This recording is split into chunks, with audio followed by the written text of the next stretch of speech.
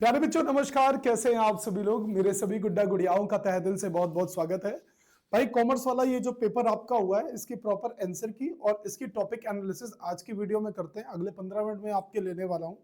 लगातार हम लोग पेपर एनालिसिस करके बच्चों आपको बता रहे हैं और साथ में आपका एक अब 17 तारीख को टारगेट करके एक सेशन भी हम लोग शुरू करने जा रहे हैं। जितने भी अभी तक के पेपर हुए हैं उन सभी पेपरों का टॉपिक एनालिसिस प्रॉपर मैं आपको वीडियो फॉर्मेट में दे दूंगा। एक एक टॉपिक वाइज आपके या उसके इर्द गिर्द से जहां से आगे प्रश्न बनने की संभावना है वो आपके YouTube चैनल पर मिल जाएंगे आपको। तो सभी प्यारे बच्चे स्टे ट्यून रहना, सारे सुनते रहना, जो बता रहा हूं उसे पढ़ते जाना। बाकी तो आपने बैच में बहुत अच्छा पढ़ लिया है, भरोसा रखना, क्योंकि हर पेपर आपके क्लासेस से ही आ रहा है, क्लासेस से बाहर नहीं आ रहा है।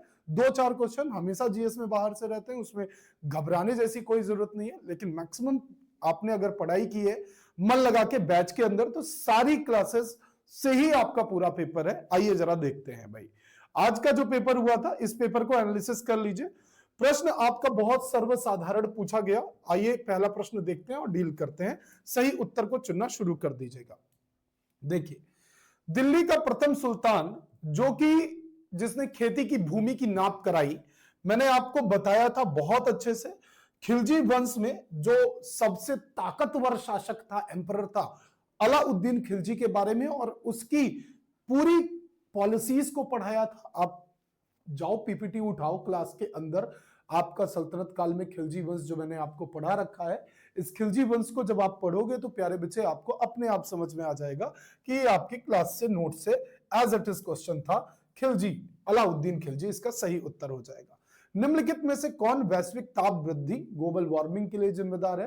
कई बार मैंने आपको क्लासेस के अंदर ज्योग्राफी के लेक्चर्स में यह बताया है कि सूर्य की किरणें और हमारा जो ओजोन लेयर है, ओजोन लेयर में छेद होता है जिससे हमारे जो पृथ्वी का टेम्परेचर है वह गर्म हो रहा है और गर्म होने के कारण जो हमारी ग्लोबल वार्मिंग है, ग्लोबल वार्मिंग के कारण वैश्विक ताप की वृद्धि होती है।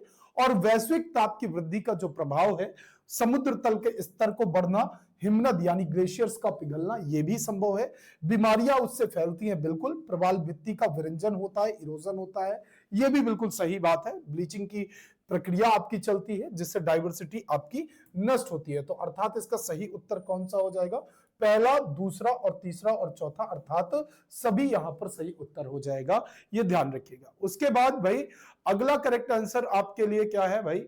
अगला प्रश्न पूछा गया कि निम्न में से सही कालक्रम को चुनना है। सही कालक्रम क्या होगा आपको यह बताना है।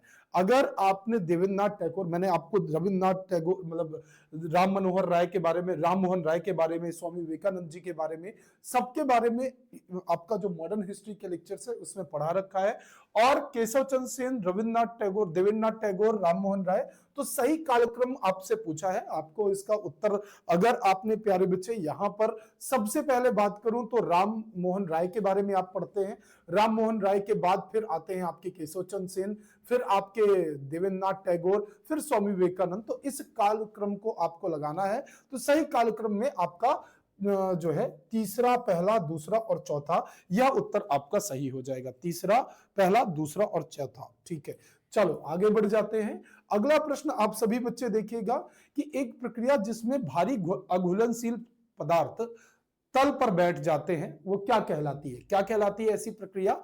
तो आपको जब मैं नदियां पढ़ा रहा था तो आपको याद होगा प्यारे बच्चे, मैंने आपको बताया था सिल्टेशन के बारे में, अवसाद के बारे में। तो यहां कहीं ऑप्शन में सेडिमेंटेशन या सिल्टेशन दिया है, तो बिल्कुल सही बात है। जो अवसादन की प्रक्रिया यही होती है, अवसादन की जो प्रक्रिया होती है जिसमें भारी मटेरियल, और आपको एक्यूरेट ये याद होना चाहिए, मुझे अपने शब्द याद है कि जब नदियों से सारा मटेरियल बहते हुए नदियां तोड़कर आती है भाबर प्रदेश से तराई की ओर, तो भारी मटेरियल पहले रह जाते हैं और फिर आगे तक चलते चलते चलते चलते, जब मैं आपको घुमावदार नदियां पढ़ा रहा था, मिएंडर्स पढ़ा रहा था, तब आपको यहां बताया था कि कैसे कैसे कैसे कैसे नदियां अपने साथ बालू के कण लाती हैं और धीरे धीरे तलछटी में बैठती हैं और तलछटी से उनका यहां पर सेडिमेंटेशन इकट्ठा हो जाता है और इसी सेडिमेंटेशन से, अवसादन से नदियों में मिएंडर्स बनते हैं, घुमावदार विसर्प बनते हैं। ये आपको भूगोल के अंदर पढ़ाया है बच्चा। तो ये अवसादन आपका बिल्कुल सही हो जाएगा। आगे बढ़िए प्यारे बच्चे। नाबार्ड में संबंधित निम्नलिखित कथनों पर विचार कीजिए। नाबार्ड में संबंधित क्या कथन है भाई? इसकी स्थापना 1982 में हुई थी, बिल्कुल सही बात है। यह कृषि संबंध में आरबीआई द्वारा पूर्व में किए गए समस्त कार्य को करता है। बिल्कुल पहला और दूसरा बिल्कुल सही उत्तर हो जाएगा, यहां प्रथम और दूसरा आपका सही उत्तर है। आगे बढ़िए, निम्नलिखित में से कौन सा सौरमंडल का सबसे छोटा ग्रह है? सौरमंडल का आपका ज्योग्राफी का पहला ही लेक्चर था जिसमें मैंने आपको ये सब लिखवा रखा है। खैर इतने मतलब बेसिक लेवल के क्वेश्चन यहाँ पे नहीं आते, लेकिन फिर भी आ गए तो ठीक है, कोई बात नहीं, अपनी तो भलाई है। बाकी आपको ये देखना है कि जो बुध है ये सौरमंडल का सबसे छोटा ग्रह है, मैंने सबसे बड़ा और आयतन के हिसाब से सबसे बड़ा और जो है सबसे दूर और डॉर्फ प्लैनेट, ये सब आपको लिखवा रखे हैं एज इट इज। आपने पहला ज्योग्राफी का लेक्चर ही कर लेना है तो आपको ये पूरा सौरमंडल अच्छे से क्लियर हो जाएगा। ठीक है बच्चों, आगे बढ़ेंगे भाई मेरे गुड्डा गुड़िया। आगे देखिएगा कि भारत का बजट 2025-26 में किस तिथि को प्रस्तुत किया गया था? जो भारत में बजट है वह, यह करंट अफेयर का क्वेश्चन था, तो बजट का प्रस्तुत किया गया, सामान्य विवेक का प्रश्न था। 1 फरवरी किस तिथि को प्रस्तुत किया गया था? इस बार थोड़ा यूनिकनेस हुआ था, 1 फरवरी 2025 को, ये याद रखिएगा। आगे बढ़िए भाई, संविधान का कौन सा अनुच्छेद राष्ट्रपति को सामान्य रूप से पिछड़े वर्गों की स्थिति की जांच करने तथा सुधारात्मक उपाय सुझाने के लिए आयोग नियुक्त करने का अधिकार देता है? कौन सा अनुच्छेद? मैंने आपको राष्ट्रपति की पूरी पावर्स, पूरा सब कुछ समझा रखा और वहां पर आप पीपीटी खोल के देखोगे एज इट इज क्वेश्चन, आपको एज इट इज मतलब आपको ये स्टेटमेंट भी मिल सकता है कि राष्ट्रपति को पिछड़े वर्ग की स्थिति की जांच करने के लिए, उपाय सुझाने के लिए आयुक्त मतलब जो आयोग नियुक्त करने का जो अधिकार देता है, ये आपका कौन सा आर्टिकल है? आर्टिकल 340 है। 340 ये राष्ट्रपति के पास पावर होती है कि आप यहां पर नियुक्त कर सकते हैं। भाई फिर मैथ्स का क्वेश्चन है, किशोर सर ने मैथ्स पढ़ा रखी, आपने ये बना लिया होगा, बहुत बेसिक सा क्वेश्चन था और इसका सही उत्तर 5 बताया है किशोर सर ने।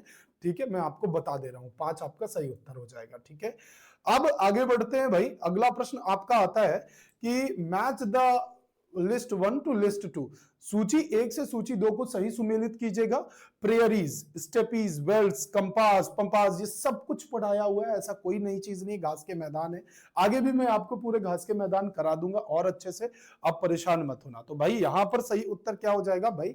देखिएगा, जो पेरिस है प्यारे बच्चे, ये आपका मिलता है यूएसए से, पेरिस मिलता है यूएसए से।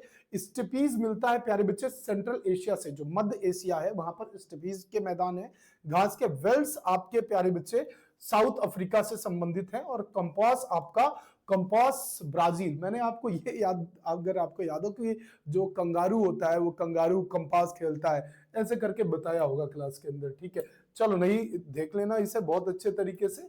ठीक है भैया, आगे बढ़ो इधर। आरबीसी का जीवन काल क्या होता है? आरबीसी का जीवन काल बेटा 120 दिन का होता है, समझे? आरबीसी का जीवन काल 120 दिन का होता है। मौलिक अधिकारों का संरक्षक कौन है?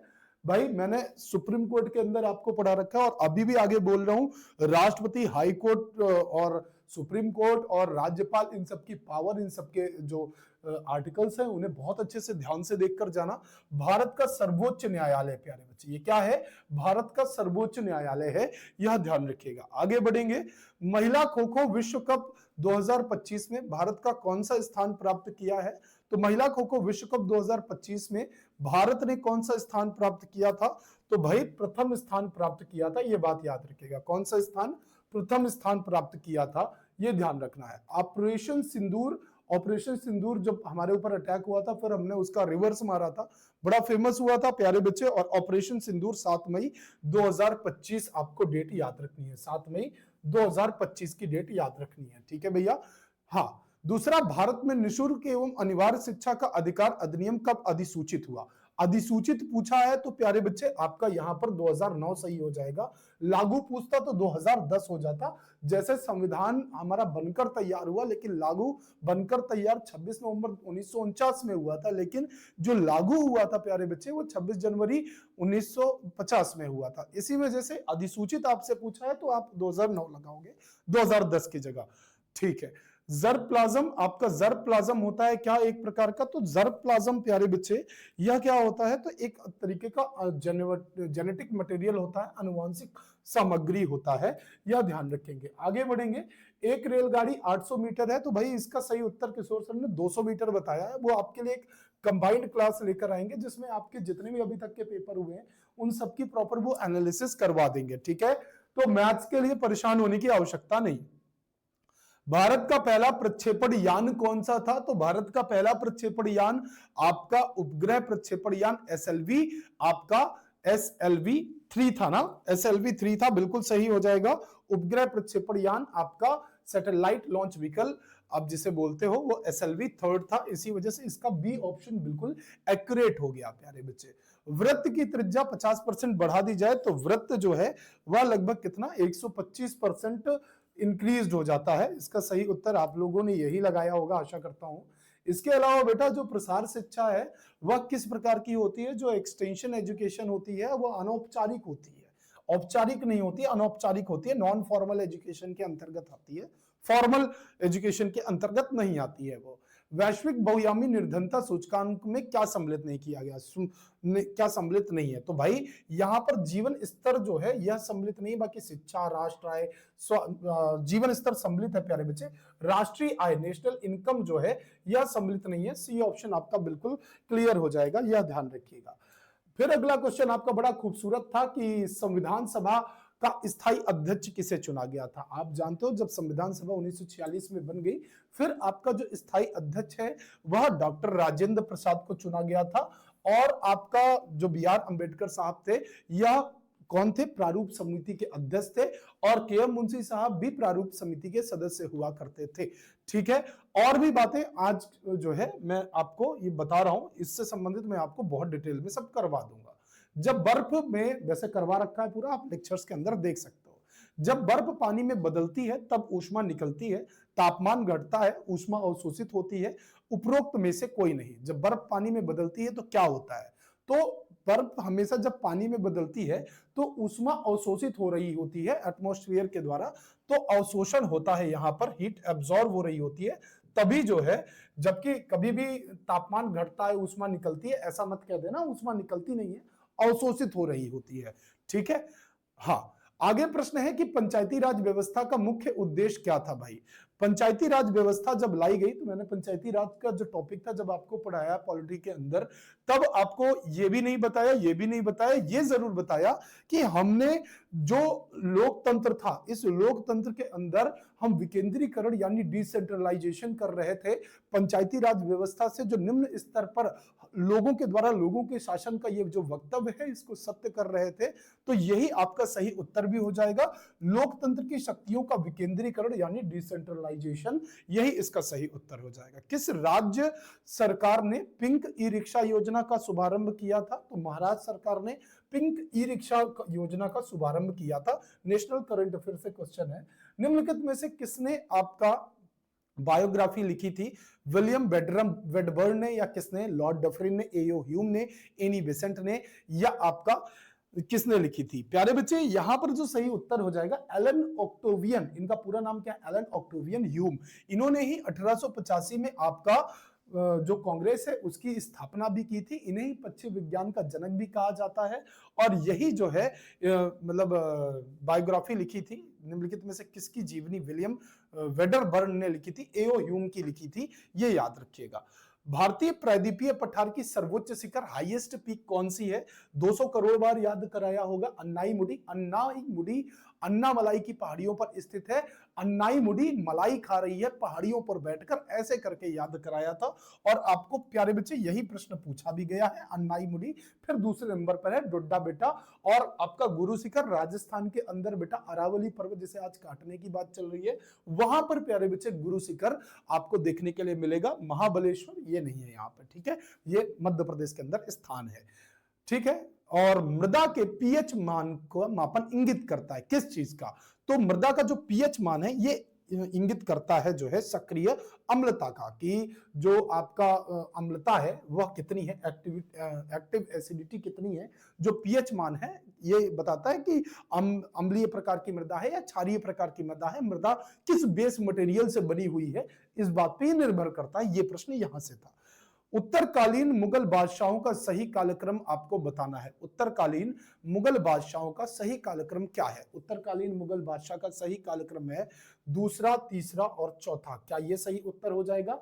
आप अगर इधर देखोगे तो सबसे पहले जो है ये उत्तर तो नहीं होगा बेटा, जो इन्होंने लगाया है ये बिल्कुल उत्तर नहीं होगा, ये ध्यान रखिएगा। तो उत्तर क्या हो जाएगा? ध्यान से देखेंगे आप तो सबसे पहले जहादर शाह आया था, बिल्कुल जहादर शाह आया था, फिर फर्रुख सियर आया था, फिर रफी उद्दजरात आया था, फिर मोहम्मद शाह आया था। इसलिए पहला, दूसरा, तीसरा और चौथा आपका सही उत्तर हो जाएगा। अगला और आखिरी प्रश्न यहां पर, केंद्रीय समुद्री मत्स्य अनुसंधान संस्थान कोच्चि में स्थित है। कहां पर ये जो अनुसंधान संस्थान है ये कहां पर स्थित है? कोच्चि में स्थित है, यह ध्यान रखिएगा। तो काफी चीजें आपने क्लास के अंदर पढ़ी होंगी, और जो नहीं भी पढ़ी है बेटा, आगे आने वाले शिफ्ट वाले बच्चों को घबराना नहीं है। एनालिसिस आप देख रहे हो तो ये विश्वास रखना कि अब जो हम शुरू करने जा रहे हैं, कल ही से आपका एक शानदार सेशन वीडियो सेक्शन के अंदर ही लिटरेचर लवर पर आपका स्टार्ट होगा, जिसमें आपको प्रॉपर एक 35 मिनट 40 मिनट की या 1 घंटे 1.5 घंटे तक की वीडियो मिला करेगी। उस वीडियो में, और रात तक वो वीडियो में अपलोड कर दूंगा, आप सुबह देख लिया करना या जब टाइम मिले तब देख लिया करना, कोई बाउंडेशन नहीं है। आप अपना पढ़ाई कर रहे हो, साथ में वो वीडियो जरूर देख लेना।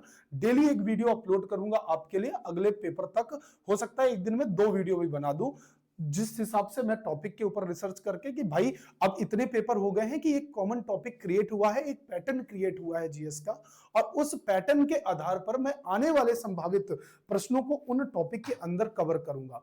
अगर आप ये कहेंगे कि सर क्वेश्चन के फॉर्मेट में प्रैक्टिस करा दीजिए, तो मैं क्वेश्चन के फॉर्मेट में करा दूंगा, लेकिन वो उतना ज्यादा इफेक्टिव नहीं रहेगा जितना इस वीडियो के कंपाइलेशन फॉर्म में इफेक्टिव रहेगा।